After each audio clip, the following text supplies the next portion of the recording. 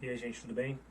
Meu nome é Rafael Fogaça, eu sou pastor e eu queria compartilhar algo com vocês nesse momento.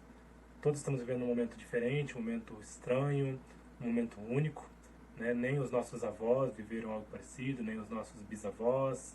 É, Mesmo quem passou por guerra ou passou por outras crises, né, mundiais, essa eu acredito ser um pouco diferente, até pela questão da quantidade de informação que nós temos, né, e da quantidade de relacionamentos que nós temos também. Antes, nas primeiras doenças mundiais, isolamentos globais, aí tínhamos informações por rádio, por televisão.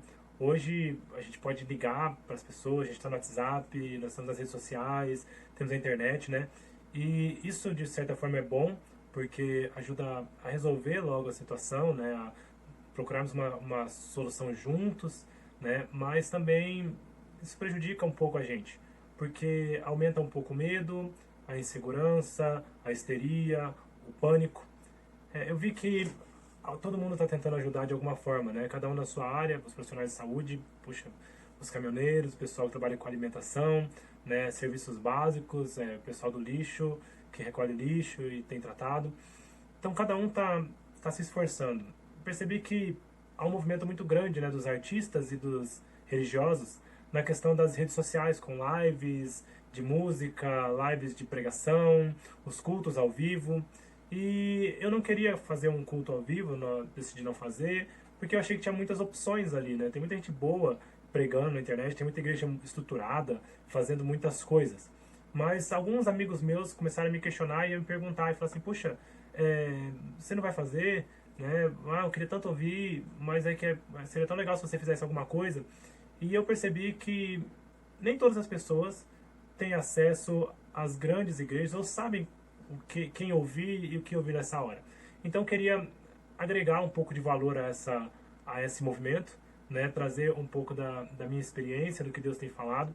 E através de oração, conversar com alguns pastores, sugerir para alguns pastores de nós criarmos uma série, né, uma série chamada Quarentena, aonde cada pastor vai trazer a sua opinião, vai trazer um pouco do que Deus tem falado e ministrado ao seu coração também nesse tempo, né? Porque realmente é um tempo difícil, é um tempo de isolamento, né? As pessoas estão com medo de perder o emprego, outros estão com medo de não ter comida amanhã, outros estão com medo de perder a própria saúde, né? De ficarem doentes. Então cada um tem a sua preocupação, tem a sua angústia. E nós que temos, né, que conhecemos a palavra de Deus, temos sim a obrigação de compartilharmos o que Deus tem para nós nesse tempo. Que é um tempo difícil, sim, mas tempos melhores virão. Eu vejo que já surgiram vários, né, oportunistas aí e profetas do caos e falando que há um juízo de Deus sobre o mundo, sobre a nação.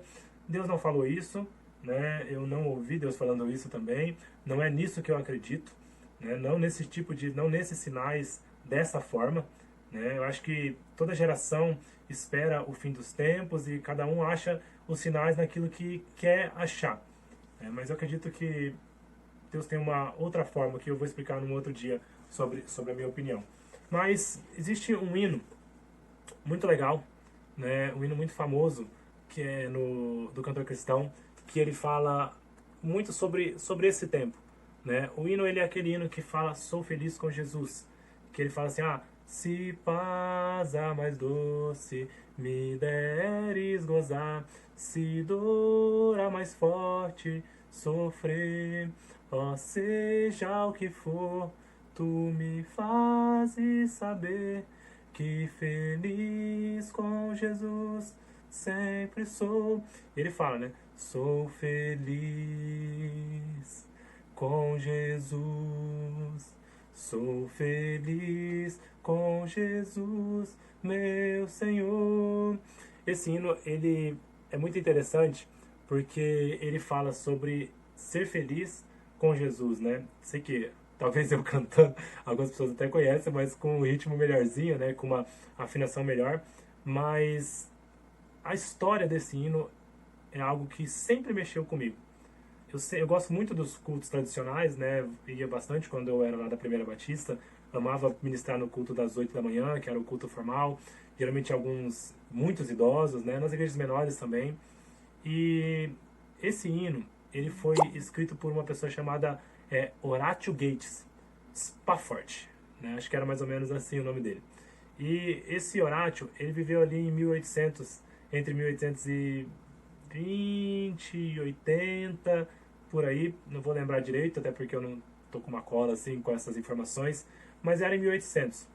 E ele era um advogado que também tinha os seus empreendimentos.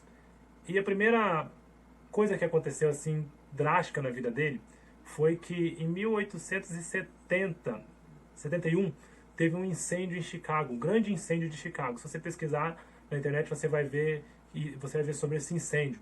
E o Horatio, né, ele perdeu tudo o que ele tinha nesse incêndio. Ele perdeu os seus bens, ele perdeu dinheiro, ele perdeu as suas coisas, né? E Chicago passou por uma grande crise financeira por causa disso. Eu vejo que hoje nós estamos passando por algo parecido. Nós não temos um grande incêndio aqui, né? Mas nós temos passado por uma grande crise e que não é só numa cidade, mas é uma crise mundial.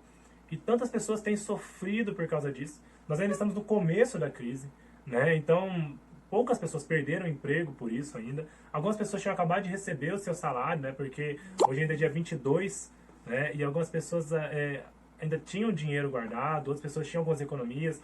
Muita gente, né, no Brasil tem investido em ações, muita gente tem investido em outros empreendimentos, a economia estava começando a reagir, né, o pessoal estava muito otimista com todas essas coisas, então tem gente que tinha acabado de investir num negócio novo, reformado uma loja, né, e feito cursos especializados. Então, assim, nós ainda estamos no começo disso. Mas por causa do pânico, da histeria, de não saber o que fazer, da insegurança, as pessoas já começaram a demitir seus funcionários e outras já começaram a não pagar suas contas, né? Nem passou um mês ainda. Mas nós já temos vivido isso. Então, eu acredito que antes de melhorar, ainda vai piorar um pouco, porque daqui a pouco o dinheiro pode acabar.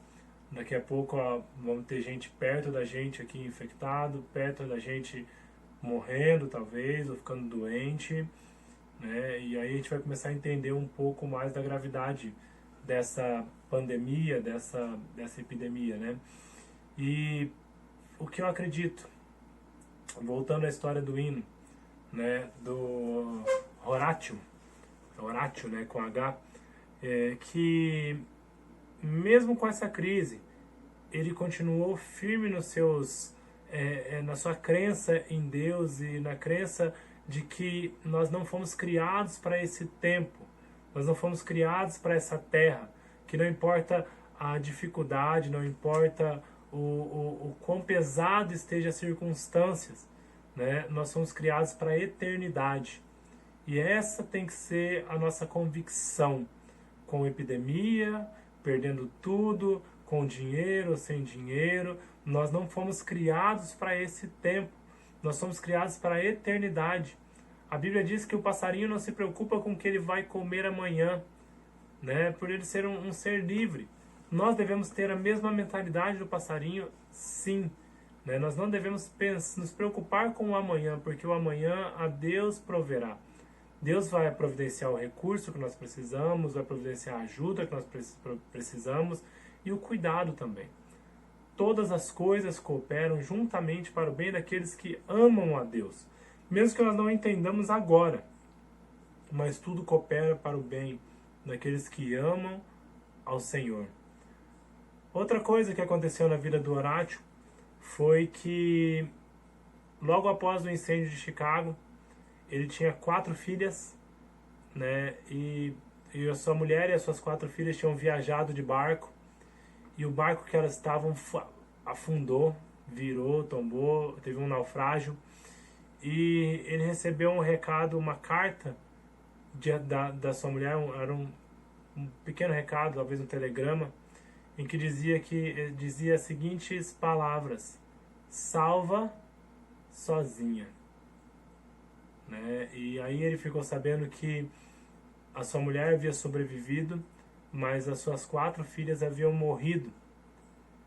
E aí então um homem que estava falido financeiramente com crise financeira, preocupado como ia trazer o sustento para sua casa, para suas filhas, para sua esposa. Ele ainda tem essa notícia de que as suas filhas haviam acabado de morrer. E no meio dessas duas tragédias, desses dois momentos tristes e difíceis, ele escreveu esse hino.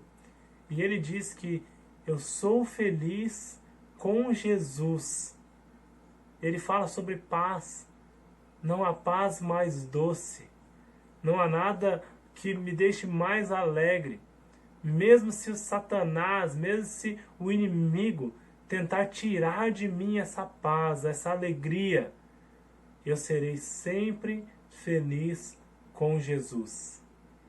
Espero que essa música ela possa ser o hino das nossas vidas nesse momento, que é um momento de insegurança, é um momento de preocupação e um momento de tristeza também, porque até agora, até o momento, mais de 10 mil pessoas já morreram no mundo todo, né? Aqui no Brasil, muita gente já está sendo infectada e os números vão dobrando e dobrando e a gente vai ficando com medo do que vai acontecer. Estamos em quarentena, a maioria das pessoas está em casa, trancado. Eu estou aqui no meu quarto, né? Não pude ir na igreja, não pude ir em lugar nenhum. Inclusive, fique em casa. Tire esse tempo para você buscar mais a Deus, para você se conectar com a sua família, ter um tempo de qualidade com seus filhos. Né? Muita gente está super estressada, preocupada. Cuide de você nesse momento, cuide da sua casa. Tem tanta coisa na nossa casa pra gente mexer, né? Começa a arrumar as coisas da sua casa, aquelas coisas que você tem protelado, organiza as coisas, dedica um tempo de oração, um tempo de leitura, um tempo de meditação, um tempo de descanso.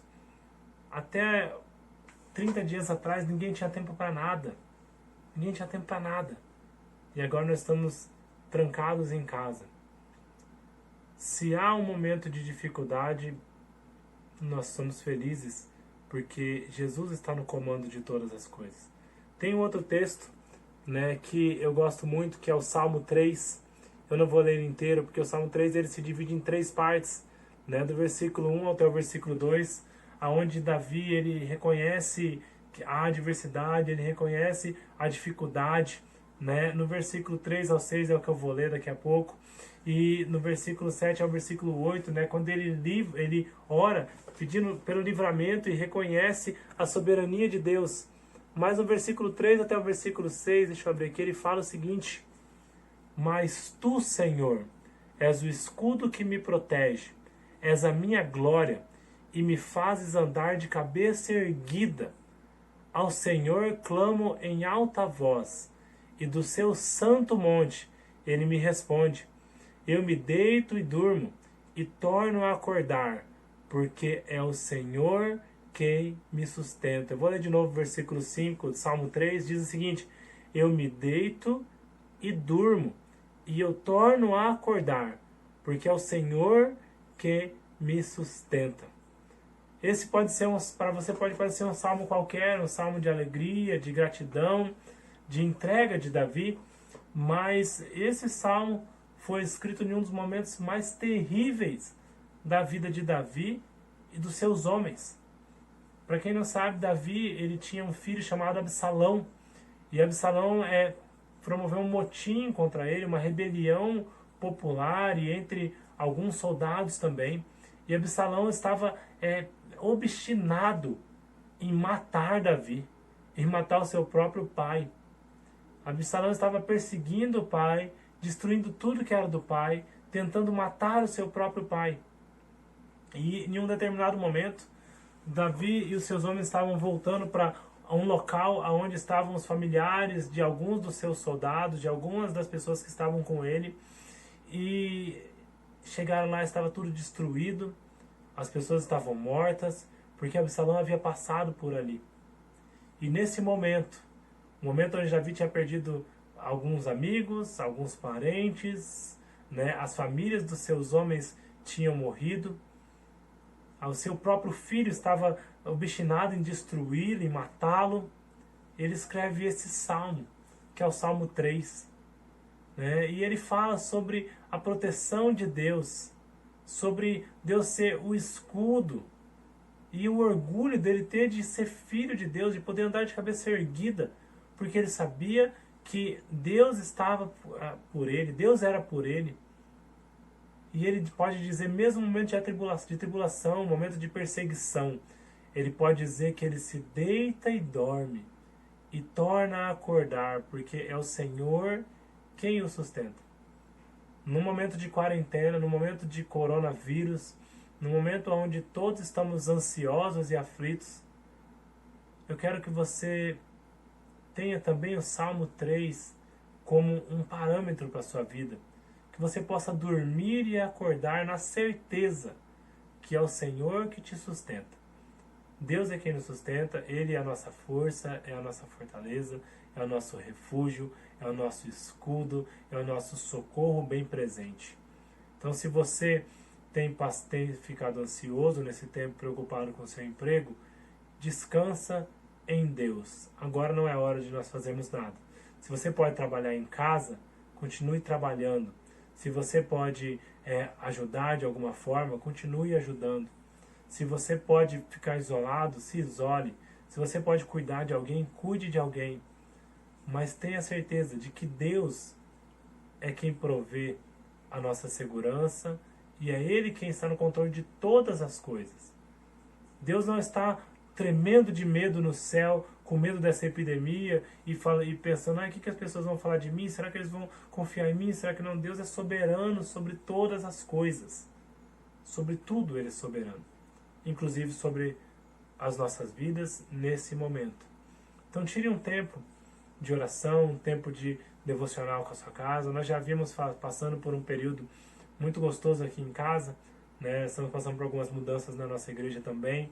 E antes dessa epidemia, antes de tudo isso, nós já tínhamos feito uma semana de jejum, eu e a Aline, e temos feito um devocional diário, né? E, puxa, agora temos colhido algumas coisas por causa disso. Eu espero que você possa aproveitar esse momento de isolamento para plantar também e para colher. Colha aquilo que Deus tem dado para você, aquilo que Deus tem semeado no seu coração. Regue aquilo, cultive a palavra de Deus no seu coração e na sua casa também. Talvez você está um pouco afastado da palavra de Deus, você está afastado do Evangelho. É hora de você retornar para os braços do Pai. Talvez você nunca ficou um final de semana sem ir para a igreja. E esse é o primeiro domingo, né? Hoje é domingo, não sei se esse vídeo vai hoje ao ar ou amanhã, mas esse é o primeiro domingo que você está em casa, com a sua família. Então aproveite a sua família, aproveite a sua casa, mas também fale do amor de Deus para essas pessoas.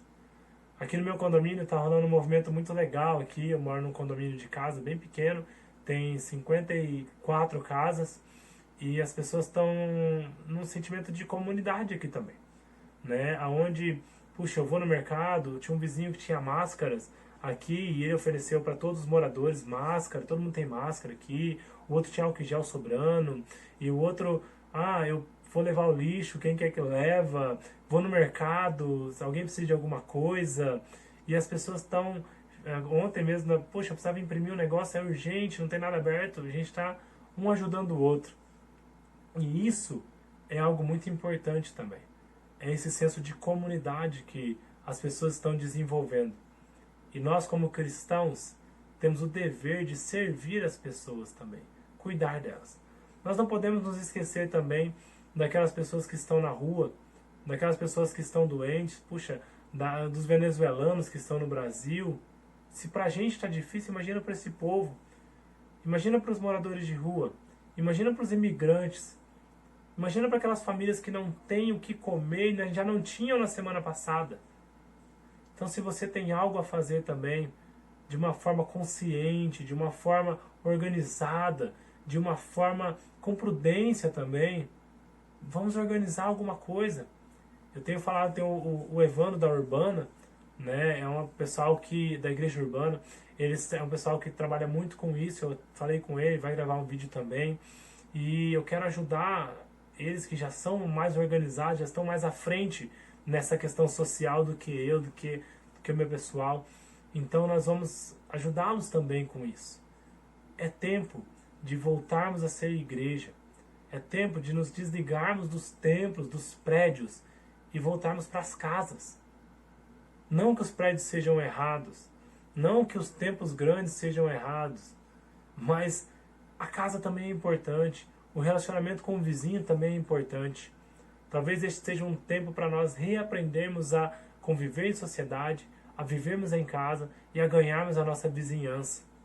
Quando as grandes igrejas voltarem, quando todas as igrejas voltarem, nós teremos pessoas diferentes, melhores. Talvez com uma crise, talvez sem dinheiro, mas melhores, porque temos buscado a Deus e temos nos dedicado à oração. Dedique esse tempo à oração, dedique esse tempo à busca. Quero orar uma vez também. Pai querido, nós eu digo porque todo mundo que está assistindo esse vídeo, queremos buscar ao Senhor agora e clamar a Deus pelo cuidado do Senhor. Queremos clamar a Deus pela misericórdia do Senhor sobre as nossas vidas. Pai, nós temos passado um tempo difícil. Algumas pessoas têm sofrido já de ansiedade, depressão, angústia, medo, pânico. Outras têm passado necessidades. Eu vejo muitos amigos autônomos, fotógrafos, pedreiros, empresários, assim como eu, que não sabem como é que vão fazer quando chegar o próximo mês. Deus, não sabem como vão fazer, porque não tem de onde vir um recurso. Outras pessoas são contratadas, mas não sabem se vão ter emprego ainda. Outras pessoas são, sabe Deus, têm algum recurso, mas não sabem como vai ser a sua saúde. Outras pessoas investiram muito dinheiro na bolsa de valores, né, em ações, em diversificações de investimentos e perderam muita coisa. Pai, nós confiamos em Ti e declaramos que somos felizes com o Senhor Jesus. Não há alegria maior do que em Tua presença. Pai, cuida dos nossos corações, cuida da nossa casa, cuida da nossa família, dos nossos amigos e dê sabedoria para os médicos, para os profissionais da área da saúde, os enfermeiros, os técnicos, os faxineiros e faxineiras que cuidam dos hospitais, os pessoal do administrativo também, tanta gente, ó, Pai, envolvida, entregadores de comida ali, Pai, mas principalmente para as pessoas da área da saúde, os cientistas, para que eles consigam nos conduzir nesse momento de crise. Em seguida, Pai, cuida das pessoas que trabalham com serviços essenciais também, que é a coleta do lixo, que é o alimento, que são as farmácias e tantas outras coisas. Água, luz, internet. Pai, em nome de Jesus, capacita os seus